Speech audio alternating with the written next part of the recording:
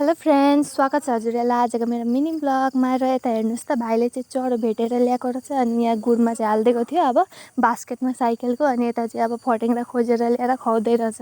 अनि त्यसपछि फेरि यता भात पनि खुवाउँदै थियो। र अनि म चाहिँ अब यत्तिकै सन्चो नभएर सुतिरहेको थिएँ चाहिँ। अनि क्यामेरा चाहिँ उसलाई नै दिएको थियो, अब के कन्टेन्ट निकालिदिन्छु दिदी भन्न थाल्यो। अनि उसले चाहिँ अब यहाँ खोइ के खोजेर फटेङ्ग्रा सटेङ्ग्रा गरेर राखिदिएको रहेछ। अनि मैले चाहिँ त्यही एड गरेँ।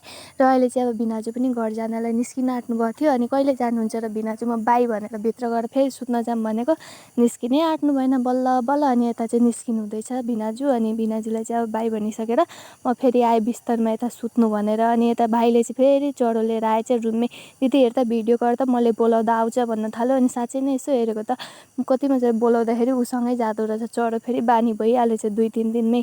अनि यतिकै अब खेलिरहेको थिएँ र मैले पनि अब भिडियो सिडियो गरेँ। अनि म फेरि सुत्नतिर लागेँ। अनि सुतेर उठिसकेपछि फेरि यता दिदीको छोरा आउँदैछ भनेर जानेपछि म चाहिँ चारैलीसम्म लिन गएँ उसलाई। र अनि ऊ आएपछि चाहिँ उसलाई नै स्कुटी चलाउन दिएँ। अनि म चाहिँ घरमा आइसकेपछि अनि यता छेउमा चटपटेको दोकान थियो र चटपटे खान जाने भनेर 3जनै गएर जाँदै थियौँ। तर चटपटे दोकान नै बन्द रहेछ। सो आजलाई यति नै।